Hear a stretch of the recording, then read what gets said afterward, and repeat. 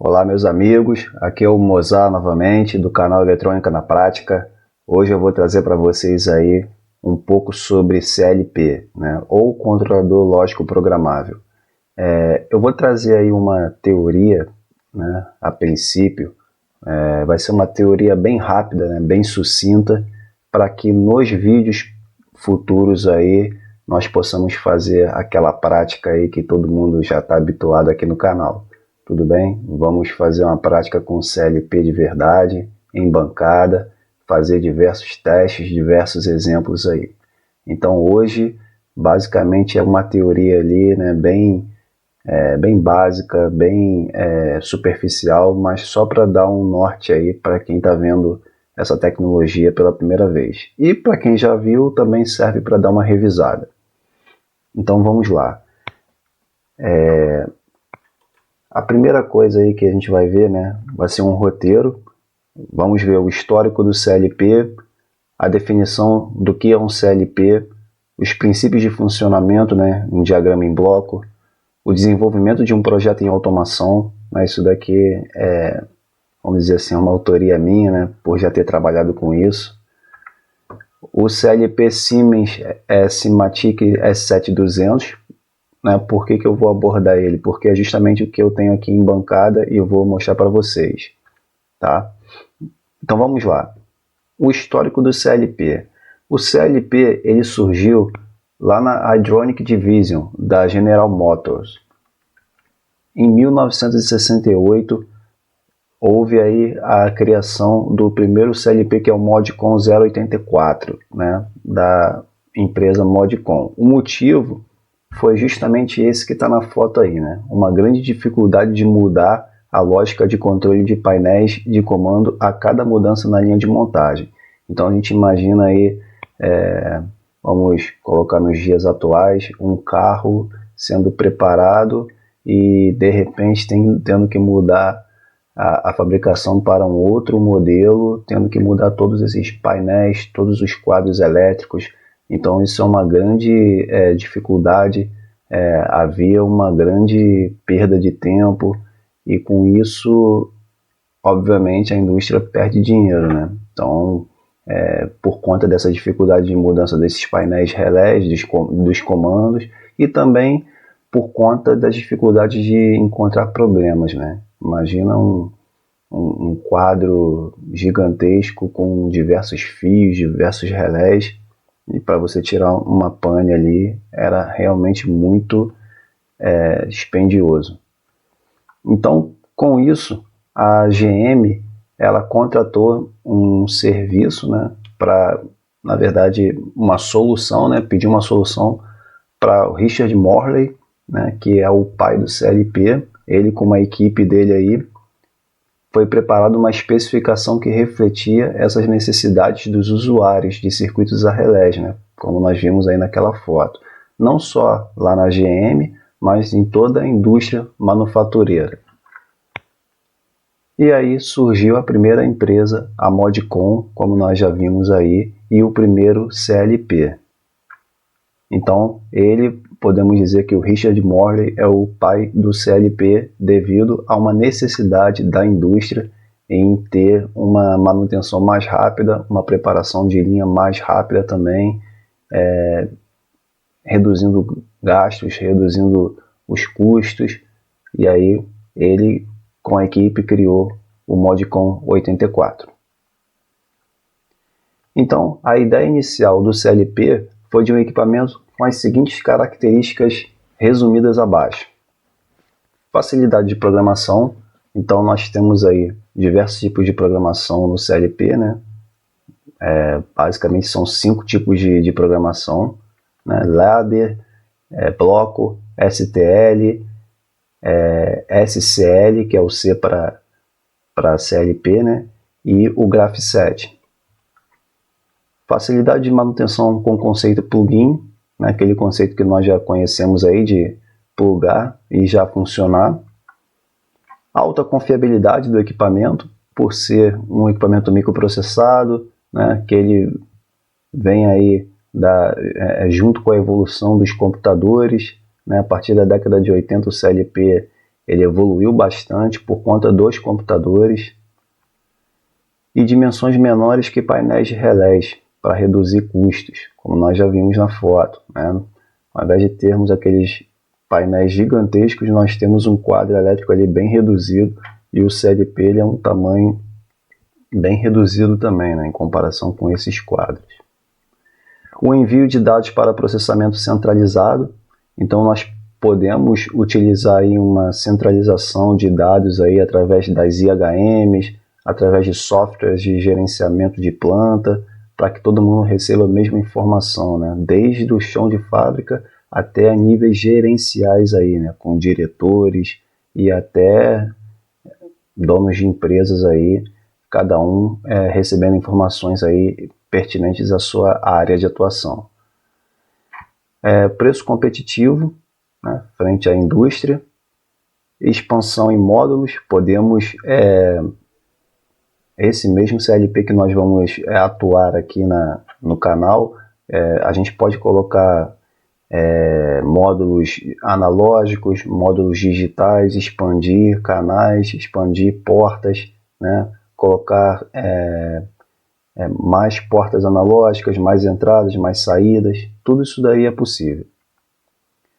Mínimo de 4.000 palavras na memória. Então, podemos ver aqui 8 características aí fundamentais de um CLP, né? Lógico que a gente está falando de uma forma resumida, né? Existem várias outras, mas essas aqui são, vamos dizer assim, as mais importantes aí. A definição de um CLP, né? É importante a gente falar de definição porque com a definição a gente consegue dizer para que aquele equipamento serve, né?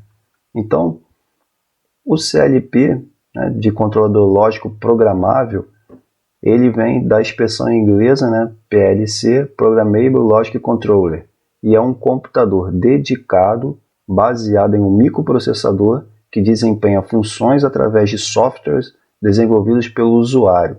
Cada CLP tem seu próprio software. A linguagem mais comum é o Ladder, né, que já veio lá da época do primeiro CLP, e como ele veio para ajudar os eletricistas, ele é basicamente parecido com a linguagem aí que os eletricistas utilizam, né?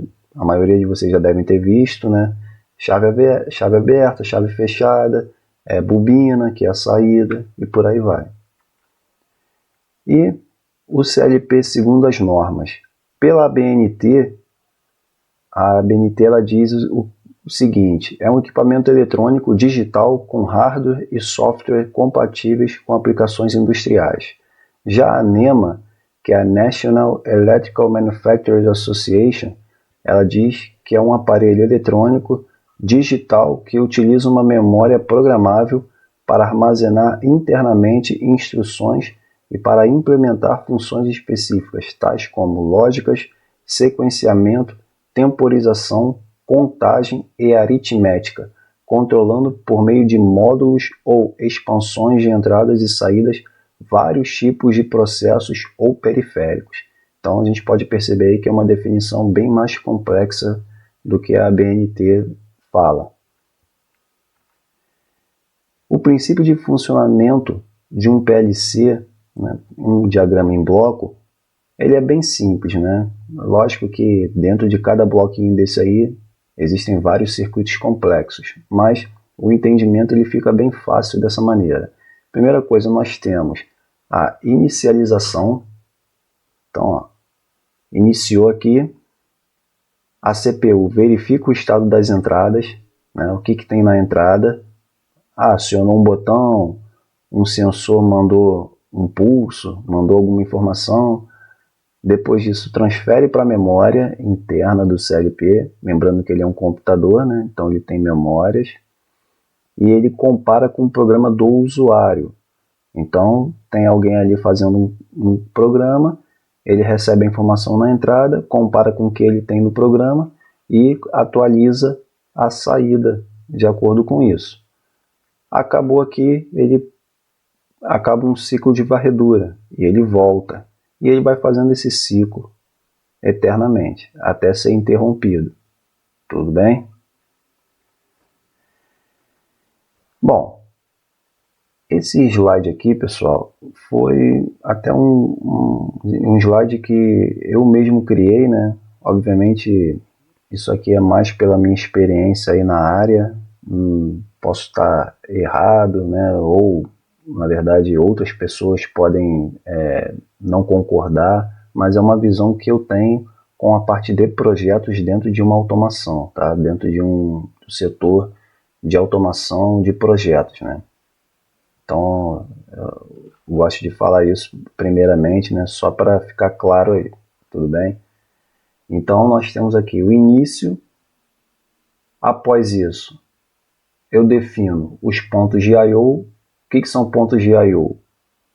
Entradas e saídas do CLP. Como é que eu defino esses pontos de I/O? Eu vou em visitas técnicas e eu faço entrevistas com o cliente ou o operador, né? É mais importante até o operador, no caso da gente querer automatizar uma máquina de processos, né? Depois disso, eu vou elaborar um programa de usuário. Aqui eu vou para o escritório, faço desenvolvimento lá dentro, num ambiente tranquilo, confortável. Depois disso, eu testo o programa que eu fiz. Como é que eu faço esse teste? É dentro do escritório e o ideal é que seja testado por uma outra pessoa, né? Obviamente ela tem que entender ali de automação, né? De como fazer essa simulação. Não é interessante você mesmo testar o seu programa por conta dos vícios, né, que você acaba não enxergando na hora de testar. Então o ideal é pedir para um colega fazer esse teste aí, né? E o CLP você consegue fazer diversas simulações antes de ir a campo. Após isso, faço uma pergunta, né? Funciona? Se não funcionou, realiza alterações no programa e volta e testa o programa. Funcionou? Faz o comissionamento. O que é o comissionamento? Instalação e testes dos equipamentos no campo, né? Fiz a automação de uma máquina para a indústria cervejeira. Vou lá na indústria, coloco o meu programa que eu fiz no escritório na CPU, né? Faço o download para a CPU e faço o comissionamento, realizo os testes, né? Após isso, deu tudo certo? Está tudo ok? Aí vamos para o startup, que é a liberação para uso. Tá? Então, essa etapa de comissionamento aqui é onde a gente também realiza alguns ajustes, alguns acertos que não ficaram legais, né? E o cliente aponta. Se ele disser que está tudo ok, está tudo bom, aí a gente parte para o startup, que também pode ser com a operação sendo monitorada, né? Então você vai para o startup, libera para uso, mas você monitora durante um tempo também, né? Ali do lado do equipamento, do lado de algum operador. Tudo bem, pessoal? Próximo slide aí, pessoal, eu vou enfatizar, né, a partir de agora, o CLP Simatic E7200. Né? Ele é um CLP até bem antigo, né? Próximo aí de 25 anos já no mercado, só que ainda é bastante utilizado e bastante útil, tudo bem? Então por isso que a partir de agora eu vou falar somente dele. Então esse CLP, ele monitora entradas e altera saídas conforme controlado pelo programa do usuário, que pode incluir lógica booleana, ou seja, 0 e 1, tempo de contagem, né, contadores, né, pode ter temporizadores, operações matemáticas complexas, né, então eu posso ter aí fazer seno, cosseno, se eu quiser trabalhar aí com encoder, eu também posso, e comunicação com outros dispositivos inteligentes, né, posso utilizar aí também IHMs, né, interface homem-máquinas, outros CLPs, tudo isso daí é capaz nesse CLP, que ele é considerado até um CLP de pequeno porte, tá? Não é para grandes automações, só que ele é bastante útil. Aqui tá um pouco o diagrama aí, de entradas e saídas dessa CPU, né? Então, é uma CPU 214, esse aqui é o código dela, né, que a própria Siemens utiliza, 6ES7 214-1BC01-0xB0, ela é de 1999, então já é bem antiguinha, mas é muito útil ainda, muita gente utiliza e é bastante robusta aí para que se dispõe, tá? É uma CPU muito boa. Tudo bem, pessoal? Então a gente vai ver aí depois na prática. Ela tem 14 entradas e 10 saídas, né? Todas digitais. Então, aqui tem um diagrama dela, né? Ela é uma entrada sync, ou seja, as entradas absorvem, né, a corrente. Então eu tenho aqui 10 entradas, ou desculpa, 14 entradas, né? 1, 2, 3, 4, 5, 6, 7, 8, 9, 10, 11, 12, 13, 14. 14 entradas, 24 volts aqui, e a entrada é ligada no terra. Então ela é sync. E as saídas aqui em cima. São 10 saídas, né? 00, 01, 02, 03, 04, 05, 06, 07 é 1 byte. 1.0, 1.1. Isso aqui depois a gente vai ver no software, né, como é que a gente endereça tanto as entradas quanto as saídas. Por enquanto vamos nos ater apenas a isso daqui, né, para não ficar muito confuso. Quando eu for lá na prática eu vou explicar isso daí melhor para vocês. Podem ficar tranquilos.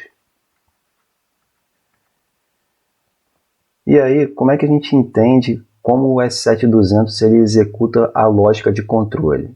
Ele vai percorrer continuamente a lógica dentro do seu programa, lendo e gravando os dados. Com isso, ele vai relacionar o seu programa às entradas e às saídas físicas dessa maneira aqui. Ó. Ele vai ler o status das entradas. O programa armazenado no S7200 utiliza essas entradas para avaliar a lógica de controle e à medida que o programa é executado, o S7200 atualiza os dados. E no final, ele grava os dados nas saídas. Então, isso daqui eu não inventei, né? Isso aqui está no manual do S7200, né? Que vocês encontram na internet. E vocês podem perceber que ele é basicamente igual aquele diagrama em bloco que eu mostrei para vocês. Né? Todos os CLPs do mundo trabalham dessa forma. Né? Então, como eles são normatizados, né? Eles atuam através de normas, até a linguagem de programação que eles têm são iguais. Né? O que muda é apenas o software. Então, se você aprender em um, você aprende em todos. Né? Essa é a grande vantagem de um CLP também, né? Além daquela facilidade de instalação, né, de resolução de problemas, diminuição de painéis. Você também, quando aprende em um, você acaba tendo know-how para atuar em qualquer outro. É só você atualizar o software, né? Você se atualizar no software, na verdade. Né?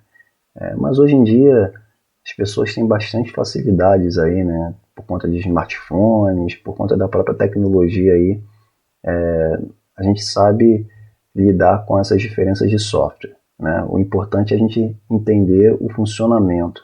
Né? É essa a intenção aqui do canal. E aqui está um diagramazinho, né?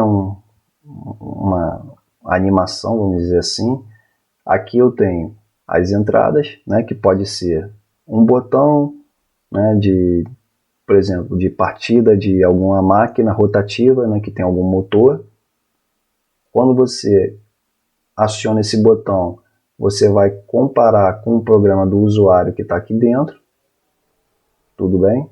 E através desse programa aqui, você pode ligar uma contatora que automaticamente liga o motor. Né? E essa contatora está ligada na saída. Né? Então, por isso é importante também nós entendermos o que são entradas e o que são saídas, né? Tem que ter essa distinção. Você não pode ligar um sensor numa saída, até porque você vai queimar aquele sensor, né?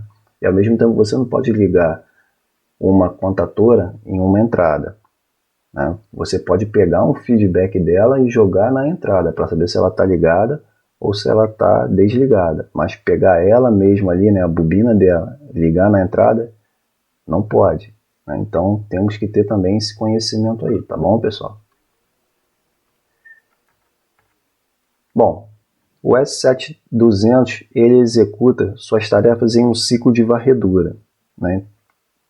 Então ele vai ter uma série de tarefas repetidamente e essa execução cíclica de tarefas é chamada de ciclo de varredura, né? É o cycle scan. Então tá aqui, né? Eu tenho a leitura das entradas, eu tenho um programa sendo executado, eu tenho qualquer pedido aí de comunicação de qualquer processo e diagnósticos da CPU, né? Como se fosse uma forma da CPU estar sempre fazendo um diagnóstico próprio aí dela, né? Para ver se está tudo ok. E no final nós escrevemos nas saídas aí daquela CPU, daquele CLP. Isso aqui é chamado de scan cycle. Tá? Então a gente sempre fica aí um ciclo de varredura, ele fazendo essas atividades aqui. Então, ó, primeira coisa, ele lê as entradas. O S7200 ele vai copiar os estados das entradas físicas para o registro de entradas de imagem do processo. Após isso, ele vai executar a lógica de controle no programa, ou seja, ele vai executar as instruções do programa e vai armazenar os valores nas diversas áreas de memória, lembrando que ele é um computador, né, industrial, então ele tem memória. Ele vai processar qualquer solicitação de comunicação, então ele vai executar quaisquer tarefas necessárias para que ele consiga fazer uma comunicação. E ele vai executar o diagnóstico de autoteste da CPU. O que é isso?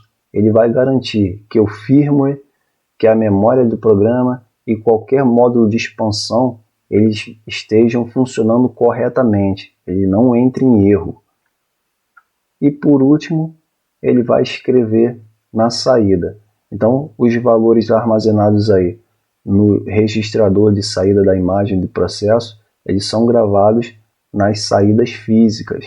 Então ele pega aquela imagem lá dos registradores, né, que está em algum tipo de registrador ali, e joga para a minha saída, né, para a saída do CLP, para que você realmente consiga colocar tudo que você pediu no programa para fora, para aquele ambiente externo que é a saída. Então, pessoal, com isso eu acredito que eu tenha conseguido passar aí uma ideia bem básica, bem sucinta para vocês aí do nosso roteiro, né? É lógico que não tem como esgotar todo o assunto, né, sobre CLP, isso é praticamente impossível nesse formato, né, nesse tempo que decorreu, né? Eu queria apenas demonstrar para vocês um breve histórico, um breve roteiro ali, né? Uma forma bem resumida para que no futuro aí, nos próximos vídeos, a gente possa estar fazendo alguma coisa mais prática, né? Só queria tirar um pouco ali do zero, né? Sair da inércia. Então eu acredito que eu consegui ali demonstrar para vocês, né, um pouco do histórico do CLP, da definição de um CLP, dos princípios de funcionamento do diagrama em bloco, do desenvolvimento de um projeto de automação, do CLP Simatic S7200. Então esses foram os tópicos apresentados agora, né? Vou aproveitar também, pessoal, vou demonstrar para vocês, né? Vou mostrar, na verdade, um pouco ali do CLP mesmo em bancada, né? Não vamos fazer nada agora, né, de prática, até para não ficar um vídeo muito longo. Eu só vou mostrar para vocês, para que a gente comece a ter um pouco de familiaridade aí com a CPU, né, com o CLP S7200 aí da Siemens. Tudo bem, pessoal? Então, vamos lá. Então, pessoal, essa CPU aqui é a que nós vamos usar aí nas nossas aulas práticas, né? De uma forma bem rápida aí, o que nós temos aqui? Essa primeira caixinha aqui é a nossa fonte de 24 volts. Então, ela serve para alimentar a minha CPU, né? Posso alimentar a minha CPU, posso alimentar as entradas também, né?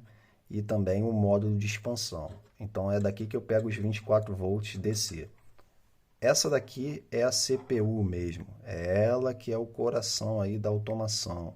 Então tá aqui, ó, CPU 214. Então tá lá, ó. Ela já vem integrada com as entradas. Então as entradas estão aqui e aqui atrás estão as saídas. Então ela é uma CPU que já vem com entradas e saídas integradas aí, né? Todas digitais, tá? Então ela vem daqui até aqui. E aqui tem os LEDs para indicar, né? Quando elas são acionadas. Tem a chavezinha aqui de liga e desliga, né? Esse daqui é o canal de comunicação, né? Então aqui é o PPI, na verdade é o RS485 aí para USB. Então ele tem um conversor que vai lá para o computador para fazer a programação no software. Lembrando que essa é a grande vantagem de um CLP, né? A gente trabalha em ambiente virtual fazendo programações aí, né? Então eu posso alterar a programação de qualquer jeito, né? De uma forma bem rápida, bem prática, e para isso eu preciso de um software. E aqui é a comunicação com o computador. E esse aqui é um módulo analógico.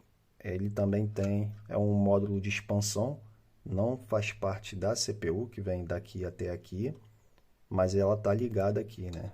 Então, se eu quiser expandir, lembrando que a vantagem também de um CLP é você poder expandir em módulos, e aqui eu tenho entradas e saídas analógicas. Então, eu quero usar um transmissor de pressão, eu uso esse módulo aqui, né? Então, são 3 entradas analógicas de 12 bits e uma saída analógica de 12 bits aí. Tá? Então, vou usar um transmissor de vazão, um transmissor de temperatura e o encoder, né? 3 entradas aí, né? Beleza, pessoal? Então, bem rápido aí, né? Só para a gente sair do zero, o nosso CLP S7200, CPU 214, que foi falado na teoria, como sempre aqui no canal, a gente também vendo na prática. Hoje a gente vai ficar por aqui, mas a partir de agora, toda a parte prática vai ser feita com esse camarada aqui. Beleza, pessoal? Muito obrigado aí e até a próxima.